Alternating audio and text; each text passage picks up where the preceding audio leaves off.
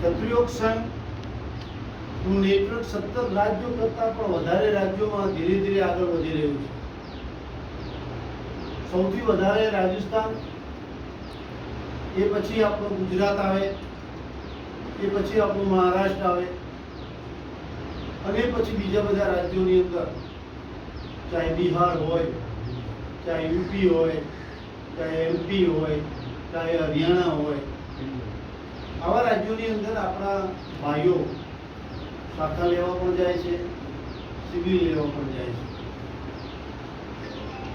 એથી આગળ વધીને વાત કરું તો હવે આપણા ભાઈઓ બાય પ્લેન વિદેશોમાં પણ શાખા અને સિવિલ લેવા માટે જઈ રહ્યા છે. આપણે પૂજ્ય તનસિંહજીની જન્મ શતાબ્દીની ઉજવણી કરી બધા સાથે રહીને દિલ્હીમાં. એ જ રીતે જ્યારે પૂજ્ય તનસિંહજી સ્થાપિત ક્ષત્રિયોગ સંઘ છે એની જે શતાબ્દી મહોત્સવ યોજાશે એ તો ભવ્યતાથી ભવ્ય છે. અને ત્યાં સુધીમાં પૂજ્ય શ્રીનું સપનું આપણા સૌનું સપનું બની જાય અને સપનાને સાકાર કરવા માટે આપણે કટિબદ્ધ બનીએ કે ભારતનું એવું કોઈ રાજ્ય ન રહે કે જ્યાં આગળ ક્ષત્રિયોગ સંઘનું નેતૃત્વ ના ચાલતું. મતલબ અત્યારે હાલ આપણે ઉલ્લેખ કરીશું RSS કે જે પદ્ધતિથી કામ કરી રહ્યો છે અને તમામ રાજ્યોને એ સર કરી ચૂક્યો છે. સ્વાભાવિક છે કે ક્ષત્રિયોગ સંઘની સ્થાપના પહેલા એની સ્થાપના થયેલી છે અને તેમ છતાં આપણા સંઘની જે કાર્યપ્રણાલી છે એ ખૂબ અનોખી કાર્યપ્રણાલી છે અને કાર્યપ્રણાલીનું નામ છે સામૂહિક સંસ્કારમય કર્મ પ્રધાન પ્રણાલી. ક્ષત્રિયોગ સંઘ ફક્ત ભાષણો આપીને ચલાવતો નથી. જે વાણીમાં નીકળે છે એ કર્મમાં પરિણિત થાય અને કર્મમાં પરિણિત કરવા માટે જ શાખા, કર્મમાં એ વિચાર પ્રસ્થાપિત કરવા માટે જ શિબિર, કર્મમાં પ્રસ્થાપિત કરવા માટે એ પ્રશિક્ષણ અને એના માધ્યમ થકી જે નક્કરતા આજે ક્ષત્રિયોગ સંઘની અંદર જોવા મળે છે એ ઉડીને આંખે વળગે તેવી છે. એક્ઝામ્પલ આપી દો કે જ્યારે રાજકોટની અંદર ગુજરાતના આપણા ક્ષત્રિય બંધુઓ મળ્યા હતા અને એ ક્ષત્રિય બંધુઓના કાર્યક્રમનો જે પ્રારંભ થયો હતો, બેઠક વ્યવસ્થાની જવાબદારી, યજ્ઞથી એ કાર્યક્રમ શરૂ કરનાર પણ ક્ષત્રિયોગ સંઘ હતો. પ્રાર્થના પણ જે શરૂઆત થઈ હતી એ ક્ષત્રિયોગ સંઘની હતી અને એવું એક સરસ મજાનું આયોજન આપણે સાથે રહીને કરી ચૂક્યા છીએ અને એમાં ક્ષત્રિયોગ સંઘની પ્રતીતિ આપણને જોવા મળે છે. આજથી લગભગ 78 વર્ષ પહેલા પૂજ્ય તનસિંહજી જ્યારે કોલેજમાં ભણતા હતા અને એમણે સમાજની અંદર જે દ્રષ્ટિ નાખી અને જોયું ત્યારે સમાજ રૂપી માની આંખમાં હર્ષના આંસુ મળતા દેખાણા. એ સમયે આંખોમાંથી આંસુ વહી રહ્યા હતા, એ દુઃખના આંસુ હતા. કારણ કે આપણો ગૌરવશાળી ઇતિહાસ, જેના શાસકો રાજાઓ પ્રજા બનવા માટે જઈ રહ્યા હતા. અંગ્રેજો ભારતમાંથી વિદાય લઈ રહ્યા હતા અને લોકશાહીની સ્થાપના થનાર હતી. એવા પિરિયડમાં, મતલબ કે 15મી ઓગસ્ટ સ્વાતંત્ર્ય થયા એ પહેલા 22 ડિસેમ્બર 1946 નો ક્ષત્રિયોગ સંઘની સ્થાપના થઈ છે અને એમણે જે સમાજની અંદર દ્રષ્ટિ નાખી અને જોયું કે આ સમાજની વેદના કોણ સમજી શકશે, અને જે રીતે આપણે અહીંયા આ બેઠકમાં પણ બેઠા છીએ કે સમાજની વેદના જેને છે એ આ બેઠક ઉપર ઉપસ્થિત થઈ શક્યા છે, અને એ વેદનામાં સહભાગી થવા માટે એમના ઉંમરના જે સ્વયંસેવકો હતા એમાંથી ક્ષત્રિય સંઘનું નિર્માણ થયું, જેને આપણે આજે 79મા વર્ષમાં પ્રવેશ કરી ચૂક્યા છે. આ 100 વર્ષ પૂરા થાય ત્યાં સુધી આપણે બધા સાથે રહી અને ભારતના દરેક રાજ્યમાં, દરેક જિલ્લામાં, દરેક તાલુકામાં, દરેક ગામમાં ક્ષત્રિય સંઘ પહોંચે એવી કટિબદ્ધતા સાથે આગળ ધપી રહ્યા છે. અત્યારે હાલ વર્તમાન ક્ષત્રિય સંઘના સંઘ પ્રમુખ લક્ષ્મણસિંહજી બેણકિયાવાસ છે. એમણે આપણને ગ્રીષ્મકાલીન ઓટીસી શિબિરની અંદર વધુ શાખાઓ ગામડે ગામડે શરૂ થાય એના માટે શાખા વર્ષ મનાવવાનું પણ નક્કી કર્યું છે. એટલે આપણે આપણા જિલ્લાની મતલબ આપણા પ્રાંતની બનાસકાંઠામાં આમ તો એક જ પ્રાંત હતો, પણ હવે કાર્યક્ષેત્ર વધી રહ્યું છે એટલે 7 તાલુકાનો થરાદ પ્રાંત બનાવ્યો છે, જેમાં વાવ, થરાદ, સોયગામ, દિયોદર, કાંકરેજ, બાબર, લાખણી એ બધા તાલુકા આવી જાય છે. આપણો બીજો પ્રાંત છે પાલનપુર પ્રાંત, એની અંદર વડગામ, પાલનપુર, દાતા, અમીરગઢ, દાંતીવાડા, ડીસા અને ગાંધેરા આવી જાય છે. અને આ રીતે 2 પ્રાંત બનાવ્યા છે, અને બંને પ્રાંતમાં અત્યારે હાલ કાર્યરત શાખાઓ 20 છે. એને આપણે 51 સંખ્યા સુધી પહોંચાડવાની આપણે સંકલ્પ લીધો છે, અને એ રીતે દરેક મંડળ પ્રમુખ પોતપોતાના મંડળની અંદર 10-10 શાખાઓ, અને જ્યારે વધારશે એટલે ઓટોમેટિક 51ની સંખ્યા પર આપણે પહોંચી શકીશું. અને આ વર્ષમાં આપણે 51 શાખાઓ આપણે જ્યારે શરૂ કરીશું ત્યારે એ જ રીતે બીજા બધા પ્રાંતો પણ એથી પણ વધારે સંકલ્પ સાથે આગળ વધી રહ્યા છે. આપને આ સર્વને રૂપરેખા એટલા માટે આપું છું કે આપણા બનાસકાંઠાની અંદરના જે ક્ષત્રિય પરિવાર ધરાવતા જે ગામો છે એવા 211 ગામો છે, અને આ 211 ગામો 14 તાલુકાના ગામો છે, અને આ 211 ગામોની અંદર ક્ષત્રિય સંઘનું નેટવર્ક પહોંચે એના માટે પણ આપણે કટિબદ્ધ બનીશું. એ શક્ય ક્યારે બનશે? આપણે બધા સાથે રહીને કામ કરીશું. પૂજ્ય તનસિંહજીની જે વેદના હતી એ વેદનાને સાકાર કરવા માટે એમણે જોયું કે પાટા ઘડે કાંઠા ન ચડે, પણ નાના ભૂલકાઓ જે ધોરણ 5માં ભણતા હોય, 6માં ભણતા હોય, 7માં ભણતા હોય, કોલેજના ઉચ્ચ શિક્ષણ સુધી હોય, અને પછી 100 વર્ષ સુધીના આપણા ક્ષત્રિય બંધુઓ હોય, એ બધાનો સાથ સહકાર લઈ અને ગામડે ગામડે શાખાઓ સંઘની વિચારસરણી પ્રમાણે આપણે જઈએ.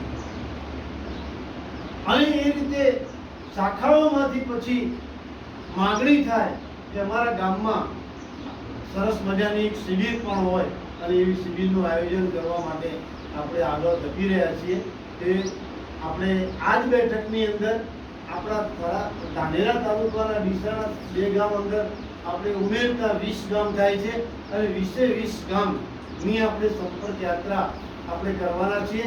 એ સંપર્ક યાત્રાની અંદર આપણે નિમંત્રણ પત્રિકા પણ આપવા માટે જઈશું. એને આપણે ટીમો પણ બનાવીશું, એક ટીમને 4-4, 5-5 ગામ આપણે આપીશું, જે દર વખતે આપણે કરતા રહેલા છીએ. અને આપણે એક જ એવો રવિવાર આપણે પસંદ કરીએ કે જેમાં 4 કે 5 ટીમો એકી સાથે નીકળે અને આ સંદેશ પહોંચી જાય, અને આપણે ત્યાં વધારેમાં વધારે સંખ્યામાં આ પીટીસી શિબિર આપણા અનાપુર છોટા ગામમાં આયોજિત થાય. અને શિબિર લેવા માટે આપણા ઉત્તર ગુજરાત સંભાગના પૂર્વ સંભાગ પ્રમુખ અને અત્યારે ઓલ ગુજરાત લેવલે શાખા પ્રભારી છે એવા વિક્રમસિંહજી કમાણા આપણી આ શિબિરનું સંચાલન માટે પણ અહીંયા વધારવાના છે. અને એની સાથે સાથે આપણા બીજા બધા સ્વયંસેવકો પણ આપણા બનાસકાંઠામાંથી મતલબ પાલનપુર પ્રાંતમાંથી આવશે, તો એ દિશામાં પણ આગળ વધીએ. હવે ક્ષત્રિય સંઘની વર્તમાન સમયની અંદર આપણે જે જરૂરિયાત છે શા માટે છે, આપણે એ વિચારવાનું છે કે ક્ષત્રિયની ગઈકાલ કેવી હતી. તો ક્ષત્રિયની ગઈકાલ ખૂબ જ ઉજ્જવળ હતી. ક્ષત્રિયની ગઈકાલ ખૂબ જ ઉજ્જવળ હતી અને ગઈકાલમાં ચારે યુગોને આપણે એમાં સમાવેશ કરી શકીશું. સતયુગને લઈશું, ત્રેતાયુગને લઈશું, દ્વાપરને લઈશું અને કલિયુગને પણ લઈશું. આ ચારે યુગમાં પ્રતિનિધિત્વ આજ સુધી એટલે અંગ્રેજ શાસન પહેલા આપણા જ વડવાઓ આ બધી જ જગ્યાએ દેશનું શાસન કરતા હતા અને રાજાઓ હતા. એમ કહેવાય છે કે ક્ષત્રિય વગરનું કોઈ ગામ જો હોય ના હોય તો 5 જ્ઞાતિના ભેગા થઈને એમ કે ભાઈ ક્ષત્રિયને આપણા ગામમાં લાવો અને વસવાટ કરાવો તો આપણા ગામની અંદર આમન્ય રહે, નીતિમત્તા રહે, ધર્મ રહે, રક્ષણ રહે અને એના સાથે સાથે શાંતિ અને સલામતી પણ રહે. અને આ શાંતિ અને સલામતી માટે આપણા વડવાઓએ કામ કર્યું છે. સવારમાં કોઈ પણ વ્યક્તિ ક્ષત્રિય જો સામો મળે તો એ ₹1 સેકન્ડ છે એવું માની અને પોતાનું શુભ કામ કરતો. કોઈ પણ બેન દીકરીને રક્ષા માટે જે અત્યારે હાલ જે ગાંભીઓ છે, મંદિરો છે, પાળિયાઓ છે એ બધા ક્ષત્રિયોના છે અને એમણે આ બધાના રક્ષણ માટે પોતાના મસ્તક આપતા પણ વિચાર કર્યો નથી અને એવું કામ આ ધરતી ઉપરના બીજી કોઈ જ્ઞાતિના વ્યક્તિએ નથી કર્યું. ત્યારે આપણને બાપુ કહે છે. ત્યારે આપણને બધા શું કહે છે? બાપુ. અહીંયા ગ્રેજ્યુએટ થયેલા જે વ્યક્તિઓ બેઠા છે એમને કોઈ પૂછવામાં આવે કે ભાઈ આપને બાપુ કેમ કહેવામાં આવે છે, જવાબ જરા ઊભા થઈને આપો તો ખરા, તો આપણે અચકાઈ જઈશું. પણ અમને જવાબ મળ્યો છે એટલા માટે કહીએ છીએ કે અમે રાજસ્થાનના જાલોર જિલ્લાના આહોર તહેસીલના એક ગામડામાં એ સમયે હું પાંડુરંગ શાસ્ત્રી ફેરી સ્વાધ્યાય પરિવારમાં કામ કરતો હતો અને ભક્તિ ફેરીમાં 6 દિવસ માટે ગયો. ગામમાં દાખલ થયો એટલે અમારામાંથી બીજા 5 ભાઈઓ હતા. એને કીધું કે ભાઈ હમ गुजरात से आ रहे हैं, गीता संदेश लेकर आए हैं, त्रिकाल संध्या की बात करनी है. तो એ વ્યક્તિએ કીધું કે બાપુ को पूछो. બીજાને કીધું તો બીજાએ પણ કીધું બાપુ को पूछो. ત્રીજાને પૂછ્યું તો ત્રીજાએ કીધું કે બાપુ को पूछो. ચોથાને કીધું તો એને પણ એટલે બાપુનું નામ તો જાણી લો. અને એ સમયે બાપુનું નામ જાણ્યું તો અમરસિંહજી રાઠોડ. જેવો આર્મીમાંથી લેફ્ટનન્ટ પદ પરથી નિવૃત્ત થઈ અને ગામમાં પોતાની નિવૃત્તિ જીવન જીવી રહ્યા હતા. પૂરા 6 ફૂટ બરાબર શરીર, પોતાની કોટડીમાં ઢોલિયા પર બિરાજમાન, જાજમ બિછાયેલી છે. અમને જોઈને ફટ કરતા ઊભા થઈ ગયા અને એટલો જ મીઠો આવકાર આપ્યો, બેઠા. પણ અમારા ભાઈઓમાં એક ભાઈએ કીધું कि बापू आपने इस गांव में कौन सा जादू कर दिया है कि जिस किसी को पूछो वो कहता है कि बापू को पूछो. એવું શું જાદુ કર્યું બાપુ કે તમારું નામ આપ્યું ને તમને જ પૂછવાનું કહ્યું? ત્યારે બાપુએ સામેથી જવાબ આપ્યો ને એ આપણે બધાને ઢંઢોળે એવો છે, અંદર ડોક્યું કરે એવો છે. એમણે કીધું બાપू शब्द का अर्थ क्या होता है? तो कि बापू ये तो आपको અમારે હાથે બીજી જ્ઞાતિના હતા, જાગીરદાર તરીકે હું પોતે હતો પણ બીજા કોઈ પ્રજાપતિ હતા, કોઈ પટેલ હતા, બરોબર. તો બાપુ કે પાછો પ્રશ્ન જ કર્યો એમને કે तुम्हें जन्म देने वाली व्यक्ति को तुम क्या नाम देकर बुलाते हो? तो कई जगह पर माँ कहते हैं, कई जगह पर बा कहते हैं, कई इंग्लिश में मदर कहते हैं और पढ़े लिखे लोग मम्मी कहते हैं. इससे आगे बढ़ गए हैं तो कहते हैं मॉम कहते हैं. ठीक, तो माँ भी कहते हैं, माँ भी कहते हैं, मदर भी कहते हैं, मॉम भी कहते हैं, मम्मी भी कहते हैं. हमारे साथ पटेल था, उसने कहा हम दाई भी कहते हैं. स्तन पान करा जैसे भी कहता है वो कहता है हम दाई भी कहते हैं. ठीक, तो ये तो ठीक है ना. तुम्हें जन्म देने वाली व्यक्ति तुम्हारी माँ है, हाँ है. तुम्हें तुम्हारी माँ प्रिय है, तुम्हारी माँ पूज्य है क्या? है, क्यों नहीं? क्यों पूज्य है? तो गीता, रामायण, महाभारत અને તમામ શાસ્ત્રોમાં નો એક સાર નીકળે છે કે 84 લાખ યોનિમાં પરિભ્રમણ કરતો કરતો કરતો કરતો કરતો આત્મા અસંખ્ય જન્મોના સુકૃત્ય ભેગા કરે છે, અસંખ્ય જન્મોના પુણ્યો ભેગા કરે છે, ત્યારે શ્રેષ્ઠમાં શ્રેષ્ઠ યોનિ એ માનવ યોનિ બતાવી છે। એ માનવ યોનિમાં જન્મ થાય છે। અને પૂજ્ય કાનસીજી સાહેબ તો ત્યાં સુધી કહેતા હતા કે લાખો જન્મના સુકૃત્યો ભેગા થાય છે ત્યારે ક્ષત્રિય કુળની અંદર જન્મ થાય છે। હવે આપણી મહાનતા કેટલી છે એ જરા વિચાર કરવાનો છે। તો मुझे मानव योनि में लाने वाली मेरी माँ और मेरे पिताजी है, इसीलिए पूज्य है। हाँ, तो इसके अलावा अरे 9 महीने तक मेरी माँ ने, मैं जब उसके उदर में था ना, तो 9 महीने तक क्या खाना चाहिए क्या नहीं खाना चाहिए उसका ख्याल रखा, क्या पीना चाहिए क्या नहीं पीना चाहिए उसका ख्याल रखा, क्या सुनना चाहिए क्या नहीं सुनना चाहिए उसका ख्याल रखा, कैसे बैठना चाहिए कैसे नहीं बैठना चाहिए उसका ख्याल रखा, कैसे चलना चाहिए कैसे नहीं चलना चाहिए उसका ख्याल रखा, कैसे सोना चाहिए कैसे नहीं सोना चाहिए उसका ख्याल रखा।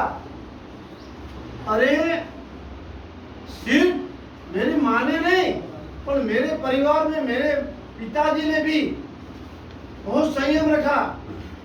अरे मेरे दादो साहब और दादी साहब ने भी उसका ख्याल रखा।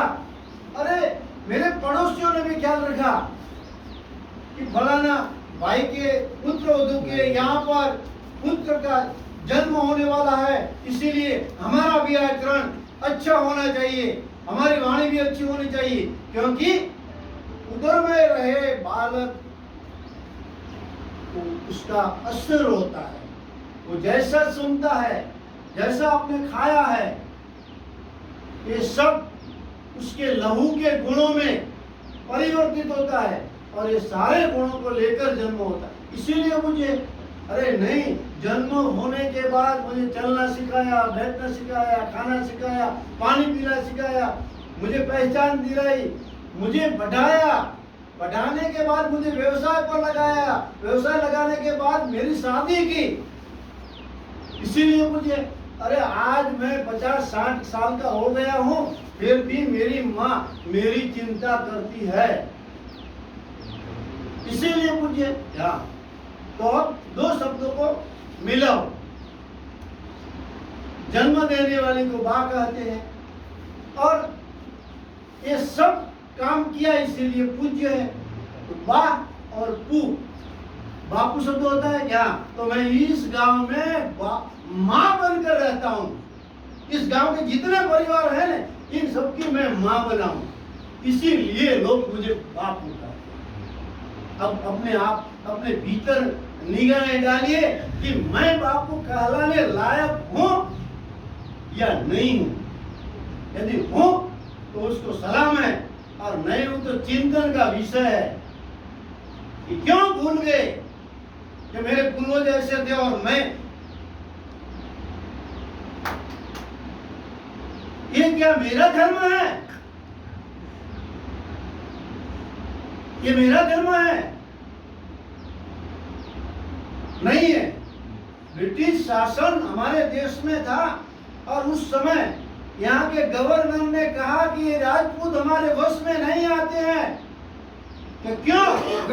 कि मस्तक कट जाता है और दर्द 3 दिन तक लड़ता है, इतना तो सुरातन है उनमें। किसका सुरातन? हाँ, उनका चारित्र कितना है? रामायण में लिखा वैसा चारित्र है, पर जन पत्थर समान, पर स्त्री मात समान, इतना करे हरि न मिले तो तुलसीदास जमान। ये बात राजपूतों ने अपने संस्कारों में डाली है। आज वर्धन पत्थर समान मानते हैं, पर स्त्री मात समान मानते हैं कि दोनों का पालन क्षत्रियों को करना है। यदि करते हैं तो भगवान को भी हमारे घर पर आना पड़ेगा। ये बात है। तो पूज्य दासी जी ने ऐसी गरिमामय समाज को फिर से वही गौरववंता समाज बने, उसके लिए, वही गौरववंता समाज बने उसके लिए वर्तमान में क्या स्थिति है ये भी मैं आपको बता दूं। थराद में रहते थे और राजपूत ही था, कोई पटेल ज्ञाति की सोसाइटी में जाकर कहा कि प्लॉट रखना है कि माफ करना है कि हम पटेल के अलावा किसी को यहाँ पर दाखिल नहीं करते, या तो मकान किराए पर लेना था, माफ करना ये दे दिया है, ऐसा मीठा उत्तर देकर वापस। नहीं किराए पर मकान मिलता है, नहीं प्लॉट मिलता है इन सभी के बीच में, नहीं कोई नौकरी रखने के लिए तैयार होता है। क्यों? क्योंकि हमने वो गरिमा को कलंकित कर दी है, शराब पीकर, अफीम पीकर, इस शरीर को बिगाड़कर, हमारे व्यवहारों को बिगाड़कर, जिसकी वजह से राजपूत पर इतना एतबार था कि 20 साल की नौजवान कोई लड़की को उसका पिता खुद उसके ससुराल लेने के लिए नहीं जाता था, लेकिन एक राजपूत को वहां पर भेजता था कि तुम मेरी बेटी को लेकर आओ, जवान है, आभूषणों से लगभग है, फिर भी राजपूत पर कितना विश्वास। और आज रास्ते में यदि कोई हमें देख ले और यदि रास्ता बदल दे तो हम कहाँ पर है उसका ख्याल भी, उसका चिंतन भी हमें रखना है। तो ये सब आंसू मुझे तानसेन जी ने समाज में देखे, एक राजपूत का कर्म क्या होना चाहिए और क्या अभी है ये देखा। क्योंकि मनुस्मृति में तो स्पष्ट लिखा है कि बुद्धानाम प्राणिनाम श्रेष्ठा, प्राणिनाम बुद्धिजीविनाम बुद्धिमस्तु नरा श्रेष्ठा, नरेषु क्षत्रियाः। प्राणियों में बुद्धिजीवी, बुद्धियों में बुद्धिजीवी में मानव और मानव में क्षत्रिय महान है। तो हम इतने महान है, तो वर्तमान परिस्थिति इस प्रकार की आ गई है, तो चतुर्मुखी पतन की दिशा में जा रहे समाज को फिर से गौरववंता समाज बनाने के लिए उन्होंने वो संस्कार देना शुरू किए जो शिवाजी को उनकी माता जीजाबाई ने दिया था, जो महाराणा प्रताप को दिया गया था, जो झांसी की रानी लक्ष्मीबाई को दिया गया था। वही संस्कार वर्तमान समय के क्षत्रिय परिवार में आ जाए, छात्रोचित संस्कार, और वही संस्कार के माध्यम से आज हम सब कुछ हासिल कर सकते हैं। एक समय ऐसा भी आ सकता है यदि हम जिस प्रकार भूतकाल में हम पर विश्वास रखते थे, वर्तमान में चाहे न रखे, लेकिन भविष्य ऐसा बनाना है क्षत्रिय संघ के कार्य प्रणाली के माध्यम से कि जो काम हम सब करेंगे और हमसे ही शुरुआत करेंगे। हर एक गांव में शाखा लगने लगेगी, हर एक गांव में शिविर लगने लगेगी। वो समय दूर नहीं है, वो परिस्थितियां भी दूर नहीं है। परिस्थिति का निर्माण करें, वही सच्चा क्षत्रिय माना जाता था। और उस चाहे माँ का इकलौता लड़का था, लेकिन जब बहन और बेटी की इज्जत लूटी जा रही थी तो वहां पर दौड़ कर गया था। गायों को लेकर कसाई जा रहे थे, वहां पर दौड़ा गया था। चोरी के 4 फेरा भरते भी गठबंधन को तोड़कर वहां पर क्षत्रिय दौड़ पड़ा था। और उसकी गांविया, उसके पालिया, उसके मंदिर और उसके इतिहास, कहा जाता है कि राजस्थान के इतिहास में यदि राजपूतों का इतिहास निकाला जाए तो सिर्फ 2 पंडित ही रहते हैं, बाकी कुछ भी नहीं रहता है। तो क्या हम ऐसा इतिहास बना सके? ऐसी स्थिति में हैं हम। यदि इस दुनिया से विदाई ले, उस समय हमारे पुत्र और पुत्रियां, हमारे पौत्र दीवार पर सिर्फ फोटो ही रखेंगे कि फोटो भी नहीं रखेंगे? हमें भीतर दृष्टि करना है। तो क्षत्रिय संघ शाखा के माध्यम से ये संस्कार देता है, शिविरों के माध्यम से ये संस्कार देता है कि तुम्हारा भूतकाल ये है, तुम्हारा वर्तमान ये है, और तुम्हारा भविष्य का निर्माण तुम्हें ही करना होगा, जिस प्रकार हमारे बुजुर्गों ने किया था। तो ये संदेश लेकर आज यहाँ पर हम सब क्षत्रिय संघ के स्वयंसेवक आए हैं। हम साथ में मिलकर जो शिविर का आयोजन करने के लिए जा रहे हैं। हमारे धानेरा और डीसा के होकर 20 गांव होते हैं और ये 20 गांव में से हम ऐसी टीम बनाकर यहाँ पर मैं ऋषि जी जो झाड़ी भी है वो सभी धानेरा तहसील के 20 गांव की सूची भी बनाएंगे, यहाँ पर बैठे बैठे टीमें भी बनाएंगे और हर टीम का एक कन्वीनर, सह कन्वीनर और सभी गांवों में एक दिन ऐसा तय करेंगे और सिविल पत्रिकाएं भी सिविल पत्रिका का एक नमूना मैं आपके सामने पेश कर रहा हूँ। मैं मंडल प्रमुख को मैं देने वाला हूँ, वो भी तैयार करके आया हूँ।